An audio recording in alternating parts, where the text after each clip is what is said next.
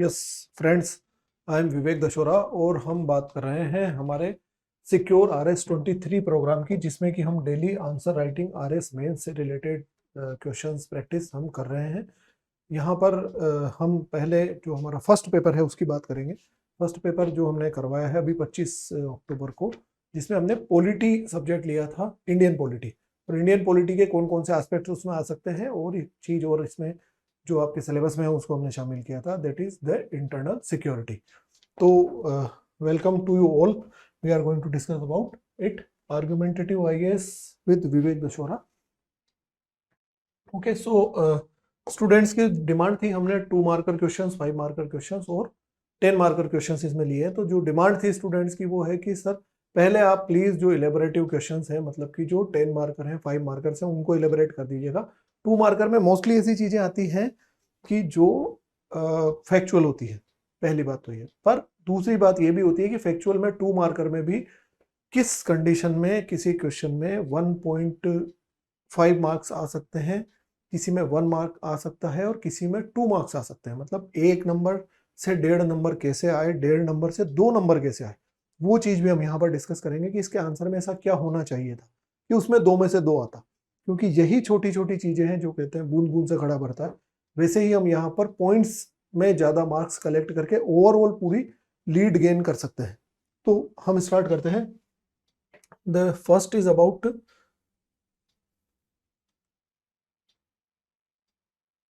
Yes, पहले 10 marker question की हम बात कर लेते हैं। क्वेश्चन था, media is playing as double edged sword in the internal security regime. ये जो मीडिया है ये आंतरिक सुरक्षा व्यवस्था में दो-धारी तलवार की तरह काम कर रहा है। इस चुनौती से निपटने के लिए सरकार ने क्या क्या कदम उठाए।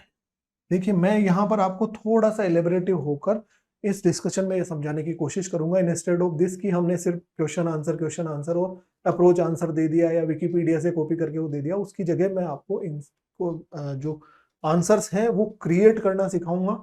दूसरा, हम यहाँ पर ये कोशिश करेंगे कि आंसर डेवलप करना भी सीखें। एक होता है कि अनसीन टाइप का क्वेश्चन आ गया, मतलब हमने इसके बारे में सोचा नहीं था, पर हम उस टॉपिक के बारे में कुछ कुछ जानते हैं। और कभी भी ऐसा नहीं होगा कि हम यहाँ पर जो आपको टेस्ट सीरीज में क्वेश्चन दे रहे हैं वो आएंगे, या फिर एज इट इज किसी भी टेस्ट सीरीज में या किसी बुकलेट में किसी प्रैक्टिस सेट में जो क्वेश्चन है वो आते हो, ऐसा कभी नहीं होता। So you can understand this कि हमें आंसर एग्जामिनेशन हॉल में क्रिएट करना ही सीखना पड़ेगा, और फिर क्रिएट करने के अलावा आंसर को डेवलप करना भी सीखना पड़ेगा। So we will learn this. सबसे पहली बात ये होती है जो बहुत ज्यादा बिगनर्स हैं उनके लिए, कि आंसर को लिखना कहाँ से है या क्वेश्चन की डिमांड क्या है। तो पहली चीज हम ये समझें कि क्वेश्चन की डिमांड क्या है।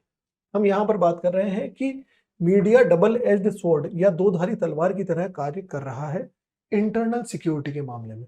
तो हम इस आंसर को कहां से स्टार्ट कर सकते हैं, मतलब ये क्या पूछ रहा है, ये दो-धारी तलवार की तरह कार्य कर रहा है। दूसरा ये कि सरकार ने इसके बारे में, इसको कंट्रोल करने, इसको कर्ब करने के लिए या इस चैलेंज से, इस चुनौती से निपटने के लिए सरकार के द्वारा क्या प्रयास किए गए। ये दो चीजें हैं। So the first demand is this and the second demand is the steps taken by the government. ठीक है, अब हम इस बारे में बात करते हैं कि इसको कैसे हैंडल करना है, इस क्वेश्चन को हम कैसे हैंडल कर सकते हैं। तो अकॉर्डिंग टू दिस सबसे पहले हमें ये बताना है कि ये किस तरह से जो है ये मीडिया किस तरह से इंपॉर्टेंट भी है और किस तरह से अपने आप में चुनौती भी बन जाता है। अब इस बात को समझना कि ऐसे आंसर्स को जब हमारे पास 100 वर्ड्स अवेलेबल हैं, तो आपने सुना होगा कि बेटर मार्क्स लाने के लिए एक स्ट्रेटजी ये होती है कि एक तो हम कीवर्ड्स अच्छे लिखें, दूसरी स्ट्रेटजी ये होती है कि हम उसमें कुछ कोट्स डाल दें, कोटेशंस डाल दें। अब अगर मैं कोटेशन की बात करूं तो इस आंसर को हम कोटेशन से स्टार्ट कर सकते हैं। ठीक है, तो हम कोटेशन से अगर इसको स्टार्ट करें तो वी कैन यूज दैट। मैं आपको एक फेमस थॉमस जेफरसन का फेमस कोट है, उसको हम यहां पर लिख सकते हैं। हिंदी में पहले लिख दे रहा हूं। सूचना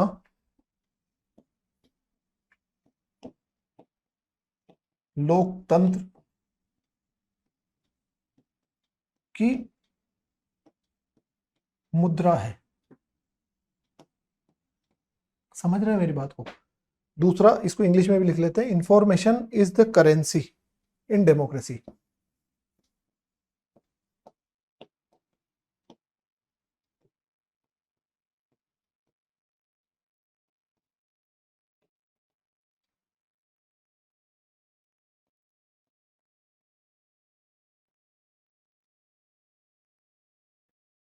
अब एक बात हुई कि हमने ये स्लोगन लिख दिया है, इसके साथ में हमने कोट लिख दिया। अब इस कोट को लिखने के बाद में आप एक और चीज ये कर सकते हैं कि जिस पर्सन ने कहा है और वो फेमस पर्सनालिटी, अगर उसका नाम लिखते हैं तो भी हमें ज्यादा अच्छे मार्क्स मिलते हैं। मतलब ऐसा नहीं है कि हमने कोई तुर्रा हवा में फेंका है, वो नहीं होता है। तो यहां पर हम लिख सकते हैं this is the Thomas Jefferson.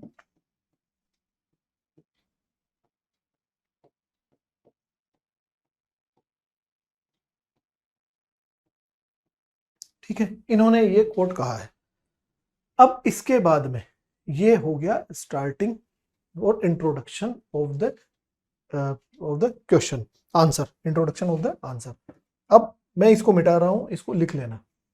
दूसरी बात यह है, एक और चीज मैं अनाउंसमेंट कर देता हूं कि अब इस चीज को समझना, इनको इंटरकनेक्ट करने की कोशिश करना, बिल्कुल इस फेज में मत रहना, अपना दिमाग चलाना। मैं यहाँ इस सिक्योर 23 प्रोग्राम में यही कोशिश करूंगा कि आप अपने दिमाग को किक स्टार्ट करें। अब इसको किक स्टार्ट करना कि इस स्लोगन को याद रख लेना और इसको लिख लेना। कहीं जहां कहीं भी मीडिया की बात आती है, जहां कहीं भी प्रिंट मीडिया की बात आएगी, और वो घिसापिटी चीज कि ये लोकतंत्र का चौथा स्तंभ है, फोर्थ पिलर है, फोर्थ लेग है, ये ऐसी बातें करने की जगह अगर हम इसे यूज करेंगे तो थोड़ा आउटस्टैंडिंग लगेगा, थोड़ा एक्स्ट्रा ऑर्डिनरी लगेगा। तो गेटिंग माई पॉइंट, धैर्यपूर्वक सुन लेना, बहुत ज्यादा ये मत कि स्क्रॉल करने में हम चीजों को ठीक है ठीक है ठीक है ठीक है हम कर लेंगे, वो ठीक है में नहीं होगा। इसको कहीं पर अपनी स्टडी टेबल पर या अपने पास में एक जो हम कोट्स की लिस्ट बनाएंगे उसमें लिख लेना। कोट्स की लिस्ट बनानी पड़ेगी। जो अभी तक इस गलतफहमी में है, मैं उन लोगों की बात कर रहा हूं जो फाइनल 2000 लोग होंगे जो इंटरव्यू में जा रहे होंगे, ये याद रखना। ठीक है, तो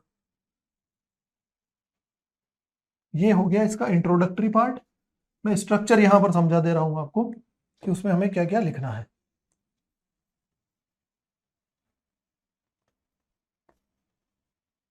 चलिए, अब हम बात करते हैं ये कि जब हमने टर्म काम में लिया है मीडिया, तो मीडिया, अभी कई बच्चों की कॉपीज जो आई हैं जिन पर उन्होंने इस क्वेश्चन को लिख के भेजा है, वहां पर मीडिया से बात करते करते हम सोशल मीडिया पे आ गए।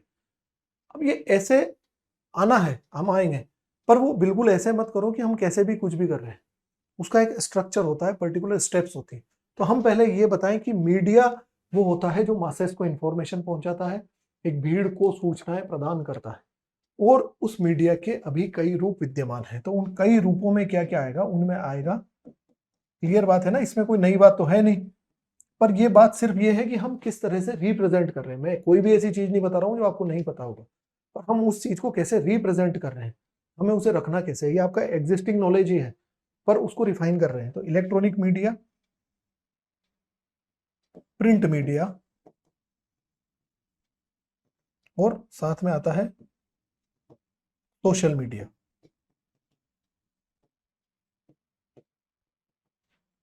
क्या ये तीन चीज क्लियर है? यहां तक एग्री करते हो कि हाँ हम इन तीन फॉर्म को जानते हैं? अब हम इसके बाद में फर्दर इस आंसर में लिख सकते हैं कि परंतु वर्तमान समय में या अभी के टाइम में जो इंटरनेट क्रांति हुई है, उससे हम ये देख सकते हैं, इस चीज को क्लियरली ऑब्जर्व कर सकते हैं कि प्रिंट मीडिया और सोशल मीडिया दोनों का मिक्सचर, या ये दोनों आपस में समाहित होकर लोगों को सूचनाएं देने में सबसे ज्यादा अग्रणी भूमिका निभा रहे हैं। तो लगभग इसमें जो हमारे पास, सॉरी, प्रिंट मीडिया का रोल कम हुआ है, इलेक्ट्रॉनिक और सोशल मीडिया का रोल बढ़ा है। हमें ये चीज इस आंसर में लिख देनी है। अब हम इस चीज पे आते हैं कि ये चीज हो गई। अब इन्होंने एक जो व्यवस्था है, समाज की व्यवस्था है, या जो व्यवस्था है जो ऑर्डरलीनेस होती है, उस व्यवस्था को इन्होंने डिसऑर्डर बना दिया है। ऑर्डर को डिसऑर्डर कर दिया है, मतलब व्यवस्था को अव्यवस्था में परिवर्तित करने में भी ये भूमिका निभा रहा है। हम यहां पर आ गए मीडिया। मीडिया का क्या रोल है, मीडिया क्या इंपॉर्टेंस है, वो हमने देखा। This is the currency in a democracy. वहां से हम आए मीडिया के कितने प्रकार हो सकते हैं, और ये किस तरह से दो धारी तलवार हो गई, हम इस चीज पर आ गए। ठीक है, this is the steps what you have to take in your answers, कि कैसे आप चरणबद्ध तरीके से एक चीज से दूसरी चीज पर शिफ्ट करेंगे।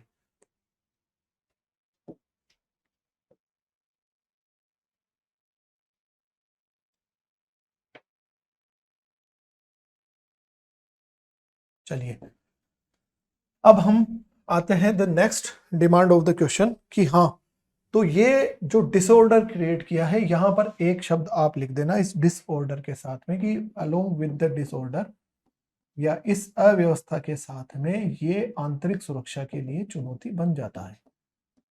देखिए दोस्तों, मैं यहाँ पर आप लोगों के साथ में बाइलिंगुअल ही बात करूंगा, बाइलिंगुअल ही कुछ टर्म्स लिख रहा होगा, इसको साथ साथ में लिख लेना। तो बिल्कुल ऐसे मत बैठे रहना कि स्पून फीडिंग की जाएगी, स्पून फीडिंग हम नहीं करेंगे। इस चीज को आप थोड़ा सा समझने की कोशिश करना। जब तक अपने हाथ से नहीं लिखोगे, जब तक ये सोचोगे कि सिर्फ ये प्रिंटेड चीजें हैं, इनको मैं पढ़ लूं, इनको मैं याद कर लूं, वो वहां पर रिप्रोड्यूस नहीं कर पाओगे। Getting this? तो this is the disorder for the internal security. अब इसके बाद में आती है लास्ट बात, कि स्टेप्स बाय द गवर्नमेंट। ठीक है, सो हम इन स्टेप्स की बात करेंगे। अब ये लास्ट की डिमांड है इस क्वेश्चन की, कि इसमें सरकार ने क्या क्या स्टेप्स लिए हैं। अच्छा, एक और चीज इसमें आ सकती है साथ में, कि ये डबल एज्ड स्वॉर्ड हो कैसे जाता है। मतलब मीडिया किसे प्रभावित कर रहा है, मासेस को या फिर जनता को। जनता के सामने या जनता के पास में जो भी चीज पहुंचाई जाती है, उसके कई रूप हैं। उन कई रूपों में जो ये डिसऑर्डर क्रिएट कर रहा है, जो अव्यवस्था क्रिएट कर रहा है, उसमें कुछ चीजें आएंगी, जिसमें एक चीज आती है एल्गोरिदम। ये इसको हिंदी में भी लिख सकते हैं, इसे देवनागरी में ही लिखना पड़ेगा, एल्गोरिदम।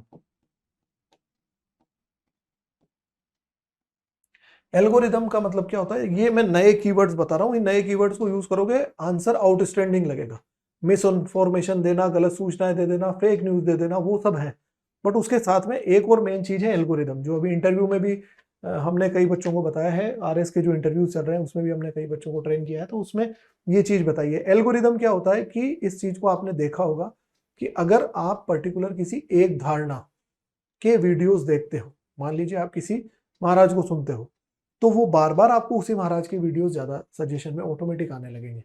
तो आपने मान लीजिए कि आपने किसी एक चीज के वीडियोस देखे, मान लीजिए आपने इंडियन इकोनॉमी के बारे में देख लिया, तो इंडियन इकोनॉमी से रिलेवेंट जितने भी वीडियोस होंगे वो सब आने लगेंगे। अगर आप अभी आरएस मेंस के वीडियोस देख रहे होंगे, तो आरएस मेंस पर जितने भी लोग वीडियोस बना रहे हैं, उन पर लगभग लगभग वीडियो आपको suggestion. This is called the algorithm. Algorithm क्या करता है, कि आपकी जो सोच है, आपकी जो किसी भी पक्ष को लेकर आपकी जो धारणा है, उसको कॉन्क्रीट करता है, सीमेंटेड कर देता है। मतलब वो आपको एक उसी चीज को पुष्ट करता है, उसका अपोजिट पार्ट नहीं दिखाता। इस बात को समझ रहे हैं? अपोजिट का मतलब उसकी कोई अपोजिशन हो सकती है, उसके लिए कोई उसको कोई प्रोटेस्ट कर रहा होगा, हो सकता है उसे कोई पसंद नहीं करता, पर यहां पर ये डेमोक्रेटिक वैल्यूज को खत्म कर देता है। मान लीजिए मैं किसी एक पर्टिकुलर कास्ट से आता हूं, मैं अपनी कास्ट की तारीफ वाले वीडियो ही देखता हूं, वो मुझे वही दिखाएगा। अदर कास्ट की क्या अच्छाइयां हैं, क्या उनमें कमियां हैं, क्या उनमें बुराइयां हैं, या अदर कास्ट का भी समाज में क्या योगदान है, उस चीज पर मेरी सोच ही डेवलप नहीं होगी। ये एक मीडिया और सोशल मीडिया का बहुत बड़ा रोल है, algorithm. So this is the algorithm. इसके अलावा फिर और जो चीजें आती हैं, जिसमें आता है फेक न्यूज, या जिसमें झूठी सूचनाएं, मिस इन्फॉर्मेशन, मतलब गलत सूचनाएं दे देना।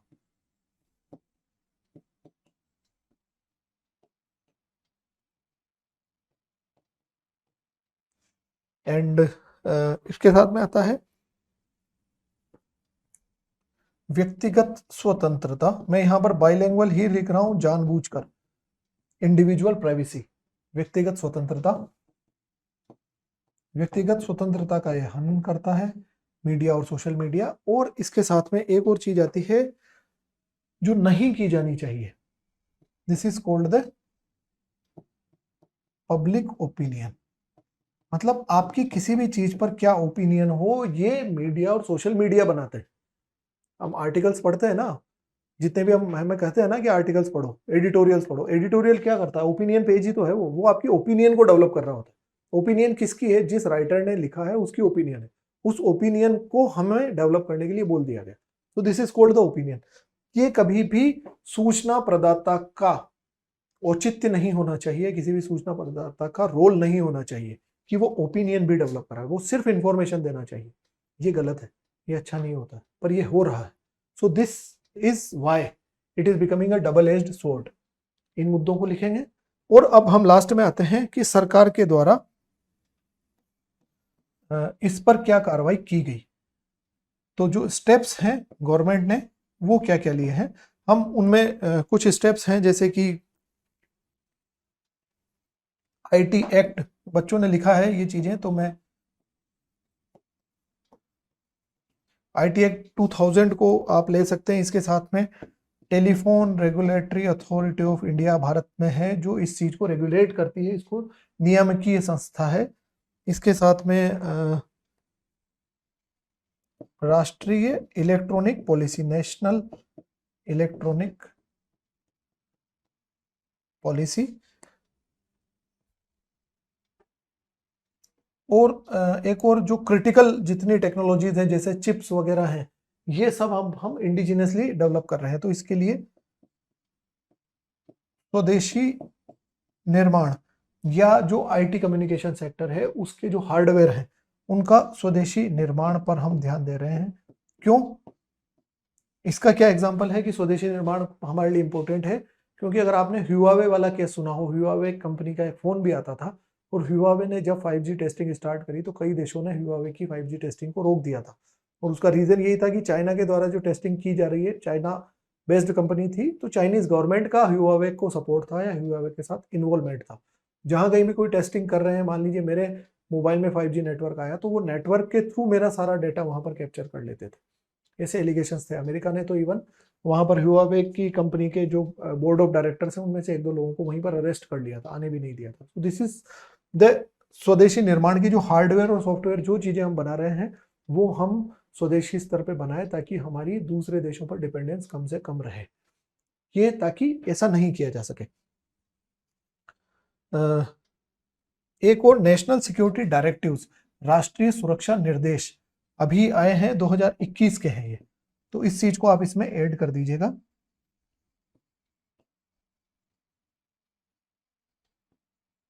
ये बड़ा क्वेश्चन है इसलिए इसमें थोड़ा टाइम लग रहा है, और ये मैं आप लोगों को एक्सप्लेन भी इसीलिए इतना कर रहा हूं ताकि इस पर समझ डेवलप हो कि हमें किस स्टेप में चलना है। मैं यहां पर लिख देता हूं, नेशनल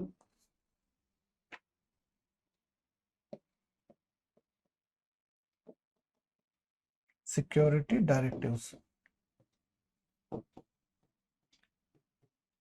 2021। अच्छा, अब आप बोलेंगे कि सर ये ऐसी इतनी अपडेटेड चीजें, और जो सो कोल्ड ज्ञान देने वाले लोग हैं, जो सो कोल्ड ज्ञानी लोग हैं, वो सब बोलेंगे इतना आता ही नहीं आ रहा है इसमें, इतना जबरदस्ती क्यों परेशान हो रहा है, इतना तो पढ़ना ही नहीं, इतनी क्यों दुखी हो रही है, इतना तो पूछते ही नहीं। ये याद रखना कि लास्ट में जो 2000 लोग गए हैं ना इंटरव्यू में, उनसे मिल लेना, उन लोगों से एक बार मीटिंग कर लेना, कहीं कोई कोई कोई दूर दूर का कोई पहचान का हो, नहीं अदरवाइज टाइम मिले रिद्धि सिद्धि पर कभी आने का, मेरे आप शेड्यूल करवा लेना मेरे से मीटिंग, मैं कुछ बच्चों से मिलवा दूंगा, उनका स्टैंडर्ड देख लेना, उनका क्या स्टैंडर्ड, वो इस स्टैंडर्ड पे लिख के आते हैं। 20,000 में से 19,000 वापस लौट रहे होंगे, 18,000 तो एटलीस्ट इंटरव्यू से पहले ही लौट जाएंगे। तो जो 20,000 पास किए, उन 20,000 की भीड़ को मत देखना कि ये सब यही कर रहे हैं, ये देखना कि लास्ट के एटलीस्ट उस 2000 में हम हैं या नहीं है। अगर इस लेवल से नहीं लिखोगे, ये याद रखना, अभी आरएस में जो सेलेक्ट हो रहे हैं, जो टॉप कर रहे हैं, जो अच्छी रैंक ला रहे हैं, वो सब वो हैं जो यूपीएससी लेवल का लिख के आए हैं। तो यहाँ पर जो समझाया जा रहा है, जो सिखाया जा रहा है, जो ज्ञानी लेजेंड्स जो बैठे हैं, 3 बार मेंस लिखा हुआ है, 3 बार मेंस लिखा, 3 बार मेंस लिखने का चांस मिला, उसके बाद भी आप इंटरव्यू तक नहीं पहुंचे। ये गलती, ये वो गलतियां हैं जो रिपीटेटिव वे में, और हमारे पास, मेरे पास मोस्टली रिपीटर्स ही आते हैं, मोस्टली वैसे ही लोग आते हैं कि सर सारी कोचिंगों में कॉपीज में ही चेक करता हूँ, कई सारी में मैं चेक करता हूँ सर, कई सारी टेस्ट सीरीज मैंने लास्ट ईयर मैंने 100 से ज्यादा टेस्ट लिखे थे, फिर भी इंटरव्यू कॉल नहीं हुआ सर। तो ये this is the reason behind this, मैं आपको बता रहा हूँ, ठीक है। सो नेशनल सिक्योरिटी डायरेक्टिव्स, इस तरह से इस आंसर को आप खत्म कर सकते हैं। अब ये बात कि हमारे को अगर इसे कंक्लूड करना है, या इसके लिए एक लाइन ऐड करनी है, 100 वर्ड्स का क्वेश्चन है, उसमें लास्ट में हमें एक लाइन ऐड करनी है कि ये डबल एज्ड स्वॉर्ड हो गया है। तो हाँ, अभी अभी अब यहां बात आती है ये कि इसको आप किस तरह से ज्यादा अपडेटेड आंसर बता सकते हो या क्या एक्स्ट्रा ऑर्डिनरी और जोड़ सकते हो। तो एक्स्ट्रा ऑर्डिनरी जोड़ने में, और बच्चे अक्सर ये चीज पूछते हैं कि sir current affairs RS mains में कहाँ काम आता है, करंट अफेयर्स कहाँ काम आता है, करंट अफेयर्स को कहाँ इंटरकनेक्ट कर सकते हो आप एग्जाम्पल में, उससे आपको ज्यादा अच्छे मार्क्स आएंगे। तो करंट अफेयर्स यहाँ काम आएगा। पढ़ा है क्या अभी न्यूज़पेपर में, ईडी नाम सुना है, और ईडी छापे डाल रही है। ईडी ने कुछ मीडिया हाउसेस पर भी छापे डाले हैं जिन पर सो कोल्ड चाइनीज फंडिंग के एलिगेशंस हैं, जिन पर ऐसे आरोप हैं कि उन्होंने चाइनीज फंडिंग ली है। तो ईडी का एग्जांपल आप यहाँ पर कि हाँ ये आंतरिक सुरक्षा के लिए खतरा है, क्योंकि चाइनीज ईडी द्वारा अभी कुछ मीडिया घरानों पर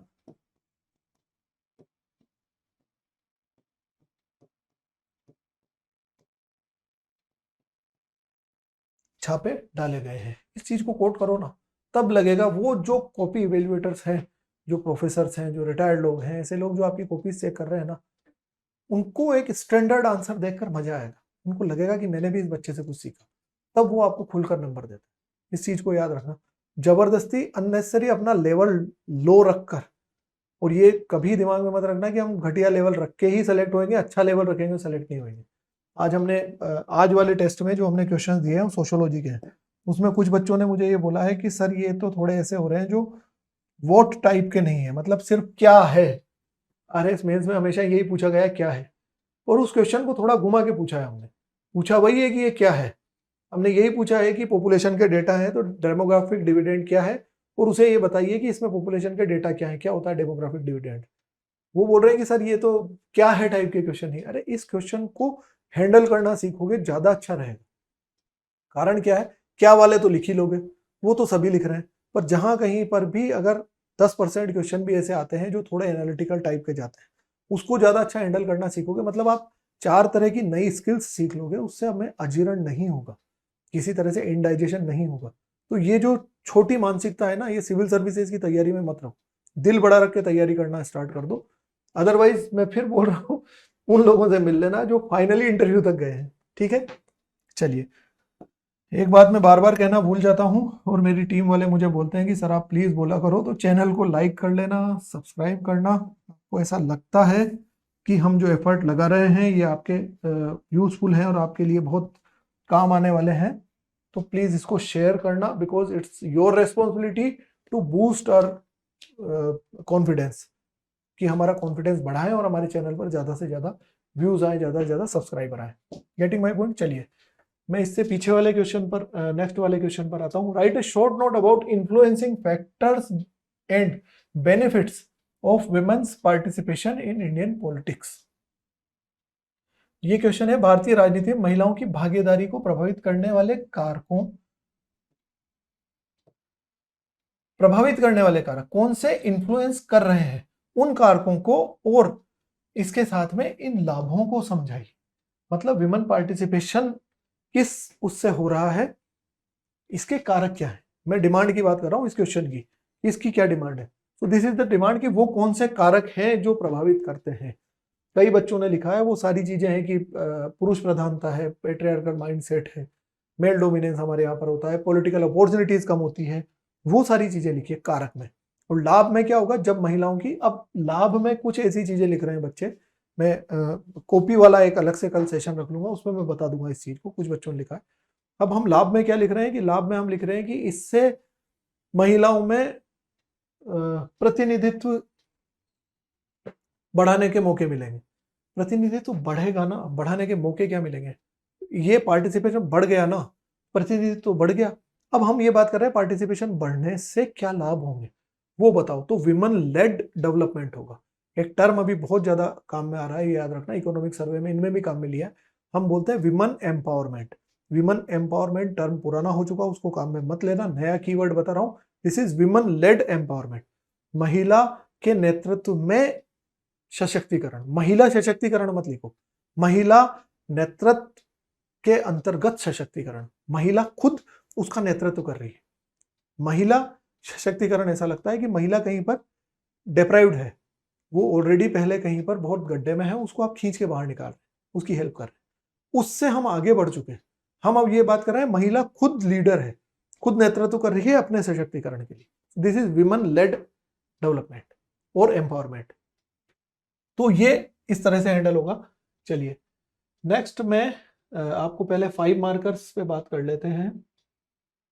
यस, प्रस्तावना स्वतंत्र भारत की नैतिक नींव का प्रतिनिधित्व करती है।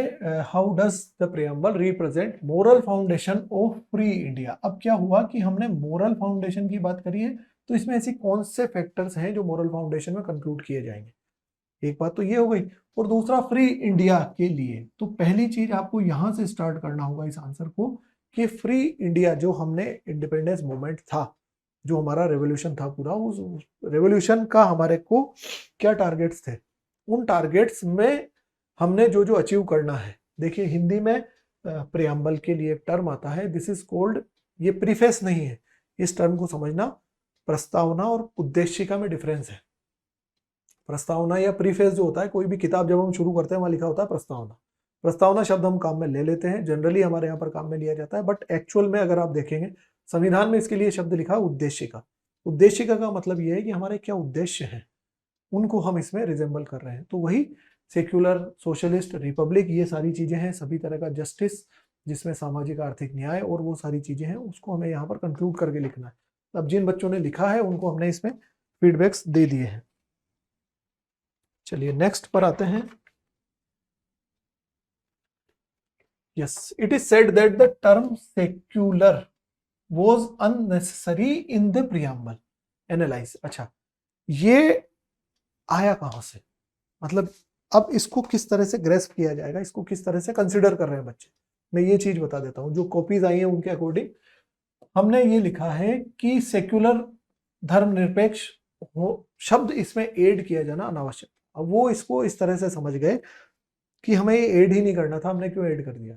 भारत का कोई धर्म नहीं है, हम वैसे ही कोई पंथ नहीं मानते, यूं नहीं करते, वो नहीं करते, और हमें इसे ऐड करना ही नहीं था। ये बाबा साहब का कोट है, अम्बेडकर साहब का। बाबा साहब ने इस चीज को कहा था कि हमें इसकी जरूरत ही नहीं है, इसीलिए तो 42nd अमेंडमेंट में ये टर्म जोड़ा गया, अदरवाइज हमने रखा ही नहीं था इसे। स्टार्टिंग इसको नहीं रखने का कारण ये था कि हमने प्रोविजंस ऐसे रखे हैं, इतने सारे प्रोविजंस रखे थे कि उन प्रोविजंस के बेसिस पर ये चीज थी कि आपको जरूरत ही नहीं है अलग से ये टर्म लिखने की। जैसे कि मैं यहां पर आपको बता देता हूं, फंडामेंटल राइट्स जो मौलिक अधिकार हैं, फंडामेंटल राइट्स में हमने आर्टिकल्स रखे हैं, आर्टिकल 14, आर्टिकल 15 और आर्टिकल 16। ये आपको बेसिस प्रोवाइड करता है कि आप किसी धर्म के आधार पर, इन सभी में ये चीज आपने देखा होगा कि ईबीएल, ईपीएल जो है, equality before law and equal protection of law, न्याय के समक्ष समानता और न्याय का समान संरक्षण, और रोजगार में और उसमें सब में समान प्रतिनिधित्व या समान रोजगार के अवसर। वहां पर आपने देखा होगा कि ये टर्म क्लियरली लिखा हुआ है, जाति, धर्म, लिंग और इनकी आधार पर किसी तरह का डिस्क्रिमिनेशन नहीं किया जाएगा। तो वो वहां पर आ गया धर्म टर्म। तो दिस इज द बेसिस कि हम सेक्युलर हैं, ये ऑटोमेटिक बाय डिफॉल्ट इस कॉन्स्टिट्यूशन की आत्मा में है, इसके बेसिक स्ट्रक्चर में है। ये स्टेटमेंट क्या है, ये स्टेटमेंट ये है कि वो फैक्ट्स बताइए या वो चीजें, वो तत्व बता दीजिए जिनके आधार पर हम ये कह सकें कि ये ऑलरेडी हमारे पास है, हम सेक्युलर नहीं भी रखें शब्द तो भी ऐसी कोई बड़ी समस्या नहीं। वो ये नहीं बोल रहे कि हम सेक्युलर ही नहीं है। कुछ बच्चे इसको गलत तरीके में ले गए कि ये सेक्युलर ही नहीं है, इंडिया थोड़े दिन में सेक्युलर रहेगा, नहीं रहेगा, इंडिया सेक्युलर कंट्री नहीं है, हमारा वैसे ही कोई धर्म नहीं है तो हम तो वैसे ही धर्मनिरपेक्ष हैं, ऐसा है वो ये उधर नहीं जाना था। ठीक है, so this is the article 25, 26, 27, 28, 29 और 30, ये आर्टिकल्स आप इसमें लिख देंगे। इनमें जो जो प्रोविजंस हैं उनको लिख दीजिएगा, ईबीएल, ईपीएल वगैरह और सारे जो प्रोटेक्शंस इसमें प्रोवाइड किए गए। इसके साथ में डीपीएसपी, राज्य के जो नीति निर्देशक सिद्धांत हैं, डीपीएसपी के आप आर्टिकल 44 को यहाँ पर लिखिए और असेंशियली लिखिए। क्यों? क्योंकि अभी हमारे देश में यूनिवर्सल सिविल कोड को लेकर बहस बहुत गर्म है, तो जहां आप यूसीसी लिख रहे होंगे वहां पर आपको मार्क्स ज्यादा अच्छे गेन होंगे। Getting my point? ये चीज समझ में आई? चलिए नेक्स्ट क्वेश्चन पर आते हैं। इंडिया में सेपरेशन ऑफ पावर, शक्ति के पृथककरण के लिए कोई अलग से प्रोविजन नहीं है किसी आर्टिकल में, किसी अनुच्छेद में, कहीं पर भी ये सेपरेशन ऑफ पावर टर्म है ही नहीं। इसके बिना हम इसे कैसे मेंटेन करते हैं? अब मैं फिर इस चीज को समझाता हूं कि बच्चों ने ये चीज इसको इस तरह से कंसिडर कर लिया, इसको ऐसा समझ लिया है कि सेपरेशन ऑफ पावर इंडिया में है ही नहीं। और हमारे यहाँ पर तीनों बॉडीज, पावर किसके बीच में डिस्ट्रीब्यूट हो रही है, सेपरेट हो रही है, जुडिशरी के बीच में, एग्जीक्यूटिव के बीच में और लेजिस्लेचर के बीच में। एक कानून बनाती है, एक कानून का और संविधान का इंटरप्रिटेशन करती है, और एक एग्जीक्यूट करती है, एक कार्यकारी है, उनको लागू कर रही होती है। यही तीन पार्ट है। अब इन्हीं तीन पार्ट का आपस में उलझ जाते हैं, और हमारे यहाँ पर शक्ति का पृथक्करण है ही नहीं। ये चीज वो चली गई कि आप चाय की दुकान पर खड़े होकर बहस ज्यादा करते हैं, और उस बहस का प्रभाव ये दिख रहा है कि हम सिर्फ थड़ी पर जो बहस कर रहे हैं, उन बहस का ये इम्पैक्ट है कि हम इस क्वेश्चन की डिमांड ही नहीं समझ पाए। So what was the demand of the question, कि यहाँ पर नो स्पेसिफिक क्लोज, कोई ऐसा क्लोज है ही नहीं कि जिससे हमने शक्ति का पृथक्करण दिखाया हो। तो फिर क्या है जिससे शक्ति का पृथक्करण होता है, वो बताइए।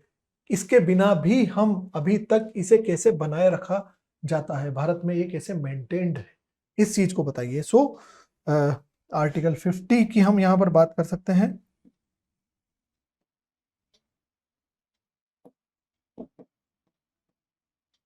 मैं सिर्फ स्ट्रक्चर बता रहा हूं, इसको देखना और इसको लिखने की कोशिश करना। सो आर्टिकल 50 जिसमें जुडिशरी और एग्जीक्यूटिव को डिफरेंट रखा गया है।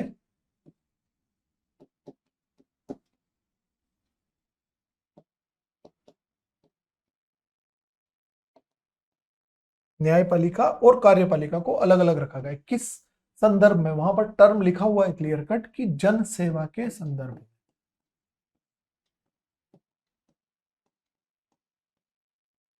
इन दोनों को अलग अलग रखा गया है। दूसरा है आर्टिकल 53 और आर्टिकल 143। आर्टिकल 53 में प्रेसिडेंट, गवर्नर और इनको स्पेशल एग्जीक्यूटिव अथॉरिटीज प्रोवाइड की गई है। जो एग्जीक्यूटिव्स हैं, प्रेसिडेंट है या गवर्नर है या एक राज्य का राज्यपाल है, उनको अपने कार्यों के लिए, अपने द्वारा जो किए गए कृत्य हैं, जो भी एक्ट उन्होंने किए, उसके लिए किसी जुडिशरी में या उसमें वो लाइबल नहीं होंगे। The post would be the liable, but ये व्यक्तिगत रूप से किसी तरह से लाइबल नहीं होंगे। तो ये शक्ति का पृथक्करण है कि जुडिशरी इन पर हावी नहीं होगी, जुडिशरी इनसे नहीं पूछेगी या इनसे क्वेश्चन नहीं कर सकती। सिविल और क्रिमिनल लाइबिलिटीज की बाध्यताओं से इनको इसमें मुक्त रखा गया है। एक और चीज ये हो गई किसकी बात, एग्जीक्यूटिव की, जो हम कार्यपालिका की बात कर रहे हैं।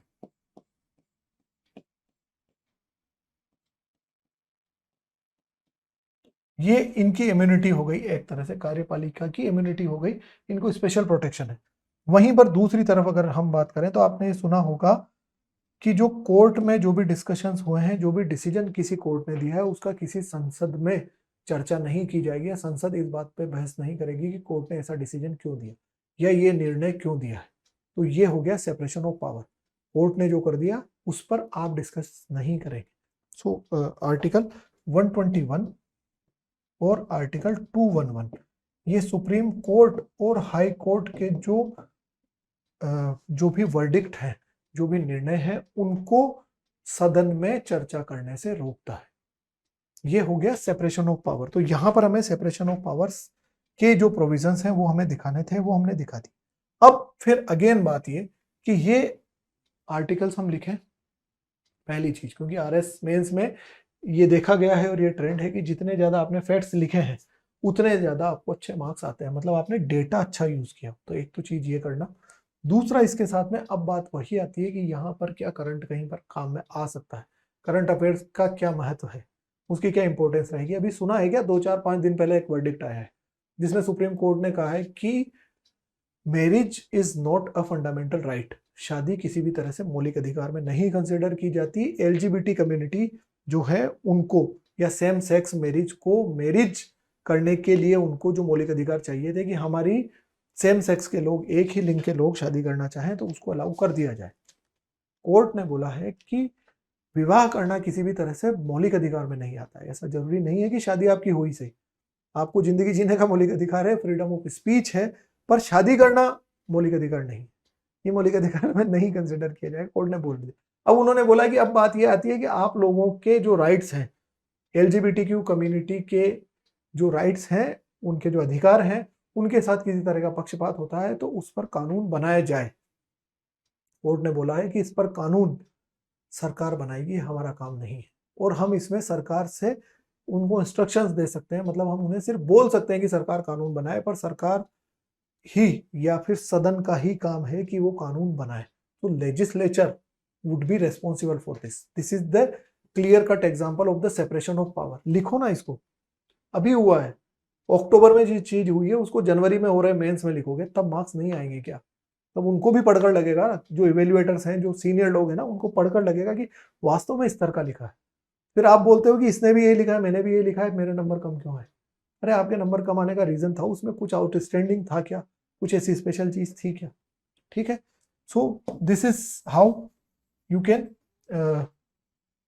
Entertain this question.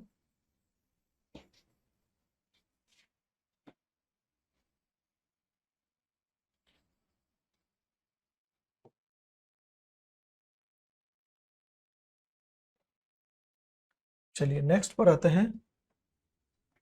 What is the triple test formula about the OBC reservation? OBC reservation को जो अर्बन लोकल बॉडीज हैं या उनमें त्रिस्तरीय जो हमारे यहाँ पर प्रशासन है, उसमें तीसरे स्तर के प्रशासन में जो ओबीसी कम्युनिटी है उसको किस तरह से आरक्षण दिया जाए, उसके लिए जो प्रोविजन है ये उसकी बात करता है।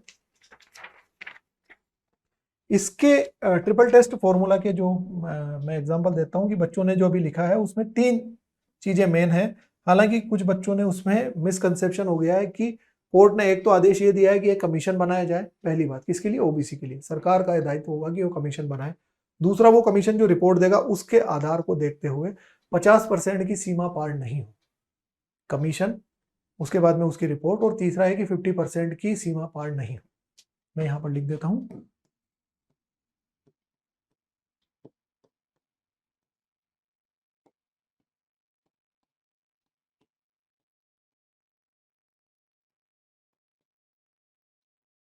टोटल जितनी सीट्स हैं उनकी 50% की सीमा को पार नहीं कर रहा हो, इस कंडीशन में OBC reservation urban local bodies में या स्थानीय स्तर की संस्थाओं में प्रदान किया जा सकता है प्रतिनिधित्व के लिए। अब ये हो गया कि आप ट्रिपल टेस्ट को समझ गए और आपने लिख दिया। क्या इसमें आपको पूरे मार्क्स मिलेंगे?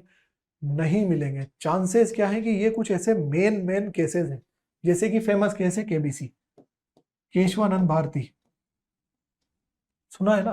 केशवानंद भारती वाला केस जो है, तो केशवानंद भारती केस को जब आप कोर्ट कर रहे होंगे, आप उससे जो बेसिक स्ट्रक्चर निकला है, मूलभूत ढांचे का सिद्धांत निकला है, वो अच्छी बात है, पर उसके साथ में अगर आप केशवानंद भारती लिखोगे तो वो जस्टिफाइड होगा। इसको बोलते हैं आंसर को जस्टिफाई करना। जो लॉजिक आपने दिया है उसको हम कैसे जस्टिफाई कर सकते हैं। तो यहाँ पर आपने जब ये लिखा है कि ये कमीशन हो, इस कमीशन की रिपोर्ट हो और 50% से ज्यादा नहीं हो, पर ये ऐसा किस केस में कहा है वो भी लिखो ना। तो जब हम वो लिख रहे होंगे तब हमारे को ज्यादा नंबर मिल रहे होंगे। तो यहाँ पर हमें लिखना होगा विकास किशन राव गवाली वर्सेस महाराष्ट्र राज्य। मैं लिख देता हूं।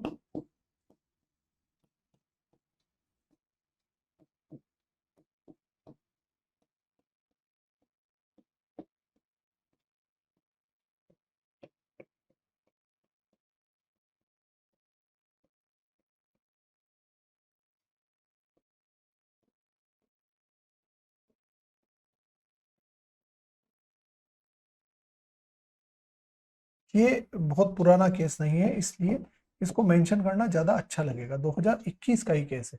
तो Vikas Kishan Rao Gavali versus state of Maharashtra case में कोर्ट ने ये ऑर्डर्स को इंश्योर किया है। इन जो ट्रिपल टेस्ट है इसको कोर्ट के द्वारा अगेन इसको अप्लाई करने के लिए कहा गया है। यहां तक बात क्लियर है? तब आपको इसमें पूरे मार्क्स मिल रहे होंगे, मतलब कि जो 4 या 4.5 नंबर आने के जो चांसेस होते हैं वो इस कंडीशन में होंगे जब आपने अपने आंसर को जस्टिफाई कर दिया। Getting my point? चलिए अब हम नेक्स्ट क्वेश्चन पर आते हैं, पर उससे पहले मैं पीऊंगा पानी। ठीक है।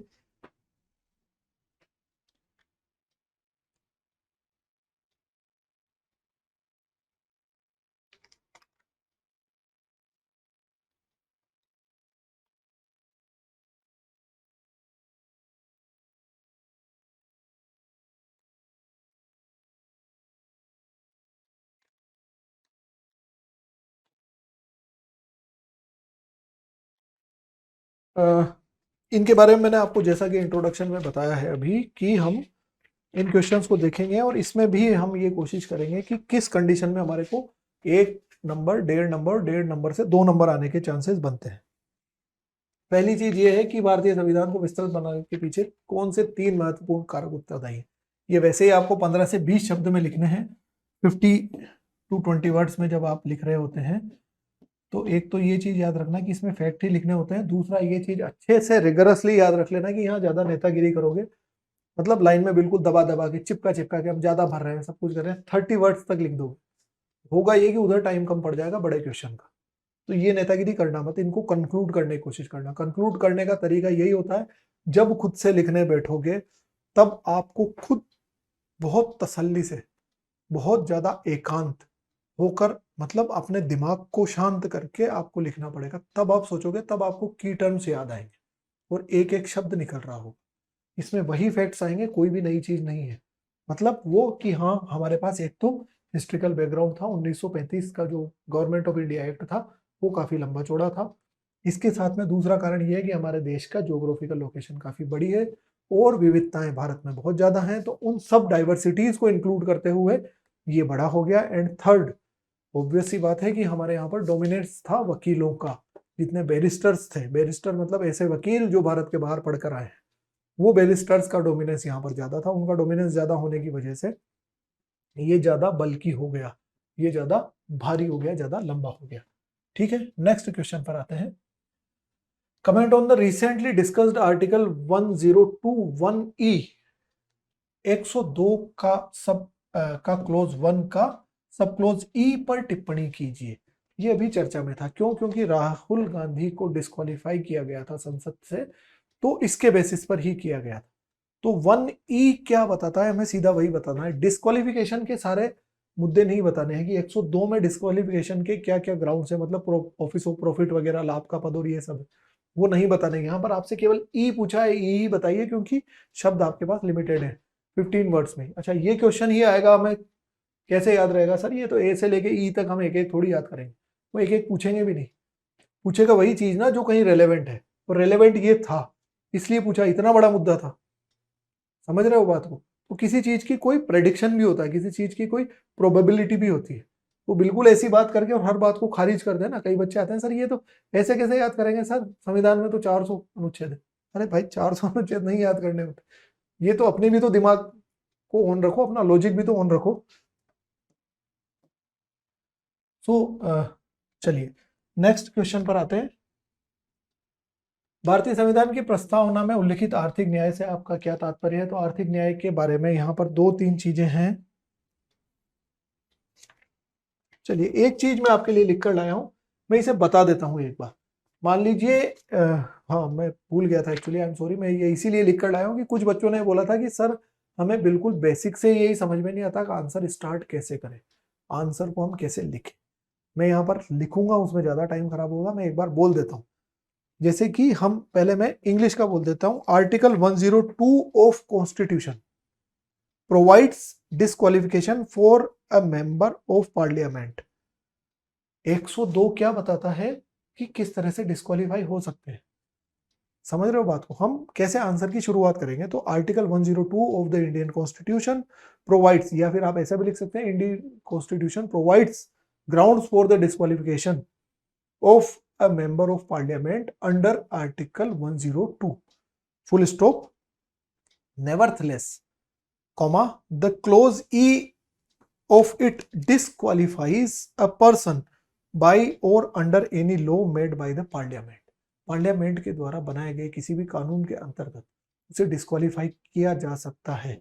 अगर उसे कोई सजा हुई है तो ऐसा सजायाफ्ता पर्सन पार्लियामेंट में नहीं आएगा। ऐसा कानून फर्दर पार्लियामेंट ने बना दिए संविधान के बाद में, संविधान लागू होने के बाद में। तो उन कानूनों के अंतर्गत उसे वहां से निरअर्ह या डिस्क्वालीफाई कर दिया जाएगा। ये 102 के ई में है।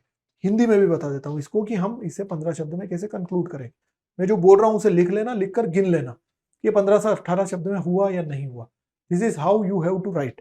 संविधान का अनुच्छेद 102 संसद सदस्यों हेतु निरर्हताओं का वर्णन करता है। वहीं इसका खंड ई संसदकृत नियम कानून के अंतर्गत निरर्हता का वर्णन करता है। संसदकृत कानून के अंतर्गत, मतलब संसद ने जो कानून बनाया है उसके अंतर्गत इन्हें किस तरह से डिस्क्वालीफाई किया जा सकता है, ये बताता है। Getting my point. मैं ज्यादा टाइम नहीं लेता हूं, दूसरे क्वेश्चन पर आते हैं। प्रस्तावना में उल्लिखित आर्थिक न्याय से आप क्या समझते हैं? तो आर्थिक न्याय में दो चार चीजें आती हैं, इसको मैं जल्दी से आपको यहाँ पर कंक्लूड कर देता हूँ। जैसे कि आर्थिक आधार पर किसी तरह का भेदभाव नहीं किया जाएगा, और आर्थिक आधार पर किए जाने वाले भेदभाव में संपदा, आय, संपत्ति के समान अवसर भी प्रदान किए जाएंगे, उनको इक्वल अपॉर्चुनिटीज प्रोवाइड की जाएगी। This is called the proportionate justice, इनको अनुपातिक न्याय कहा जाता है, वो आपको यहाँ पर लिखना है। और एग्जाम्पल की बात आती है कि एग्जाम्पल में हम इसमें क्या ऐड कर सकते हैं, तो उसके लिए आता है समान कार्य के लिए समान वेतन, या equal pay for equal labour.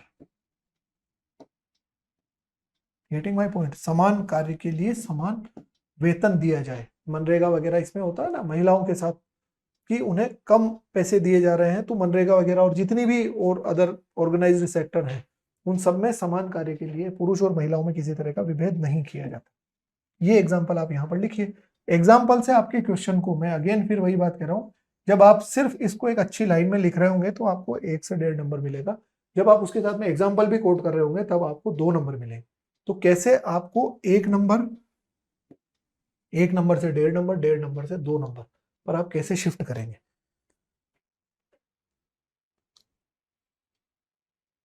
विधि के समक्ष समानता के अधिकार के कोई 2 अपवाद लिखिए। इसमें जो प्रेसिडेंट वगैरह और इनको जो स्पेशल इम्यूनिटी है वो प्रोवाइड की गई है, वो इसमें लिखनी है। वो बच्चों ने लगभग लिख दी है, राज्यपाल को और इन दोनों को, वो इसमें लिख दिया है। और इसके साथ में याद रखना कि इसमें हम आर्टिकल्स को जरूर मेंशन कर दें।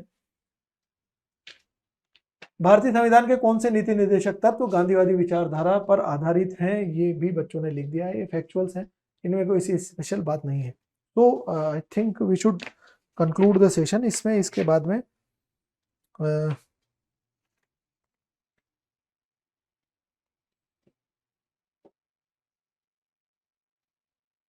चलिए एक और क्वेश्चन मैं आपको यहां पर बता देता हूं। क्वेश्चन 6 के हो तो होलो हम 8वां क्वेश्चन मैं आपको बताता हूं, जो मैं इस लेवल पर इसको तैयार करके लाए हैं कि इसमें ऐसा क्या पूछा जा सकता है। यहाँ लिखा है अविश्वास प्रस्ताव पर टिप्पणी कीजिए, मतलब कि comment about the no confidence motion. तो जब हम नो कॉन्फिडेंस मोशन की बात करें तो नो कॉन्फिडेंस मोशन का क्या प्रोविजन कॉन्स्टिट्यूशन में है वो हमने बता दिया। तो हम यहाँ पर ये बता देंगे कि नो कॉन्फिडेंस मोशन के लिए आर्टिकल 75 में क्लियर लिखा हुआ है कि जो एग्जीक्यूटिव है वो रेस्पॉन्सिबल रहेगी लेजिस्लेचर के लिए, मतलब सदन के लिए वो एक तरह से उत्तरदायित्व रहेगी। तो जब सदन चाहता है तब उनको बाहर कर सकता है। दिस इज द इसको बोलते हैं सामूहिक उत्तरदायित्व, ये सामूहिक रूप से उत्तरदायी है।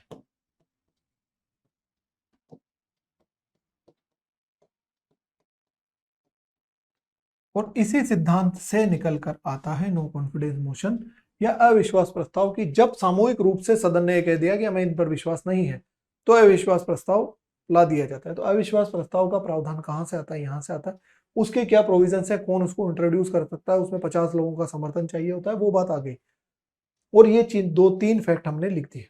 अब ये जब तीनों फैक्ट आपने लिख दिए तो आप गेन कर रहे होंगे 1.5 मार्क्स। जब आपको 1.5 मार्क्स से 2 मार्क्स की तरफ बढ़ना है तब अगेन यहां पर रोल आता है इस चीज का कि इसमें कौन सा एग्जाम्पल कोट कर दिया जाए या कौन सी ऐसी लाइन कोट कर दी जाए जो आपके आंसर को आउटस्टैंडिंग बनाएगी। तो जब इसको 2 मार्क 2 आउट ऑफ 2 पर जब आपको शिफ्ट होना है तब आप यहां पर लिखिए कि इंडिया में अभी तक सिंस 1952 1952 में पहले चुनाव हुए थे और तब से लेकर अभी तक लगभग 27 बार अविश्वास प्रस्ताव लाया जा चुका है। ये चीज वो होगी जो आपके आंसर को आउटस्टैंडिंग बनाएगी, तब आपको 2 में से 2 नंबर आ रहे हो। समझ रहे हैं मेरी बात को? So this is how we concluded it.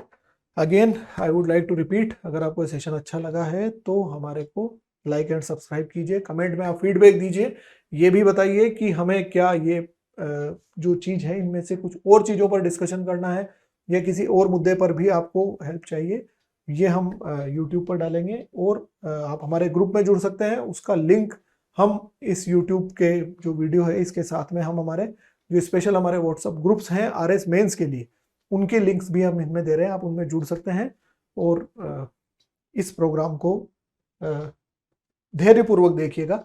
मेरे कहने का मतलब ये है, बार बार मैं ये चीज क्यों बोल रहा हूँ, पेशेंसली देखना, कि एक अजीब सी भागदौड़, एक अजीब सा यंत्रवत हुआ बच्चा मैं अभी देख रहा हूँ, जिसको सिर्फ ऐसा लगता है कि मैं 10 से 12 घंटे के लिए लाइब्रेरी में चला गया, 10 से 12 घंटे के लिए क्लास में चला गया, 10 से 12 घंटे में सिर्फ किताब लेके बैठा हूँ, और सिर्फ किताब लेकर बैठने से सिलेक्शन नहीं होगा।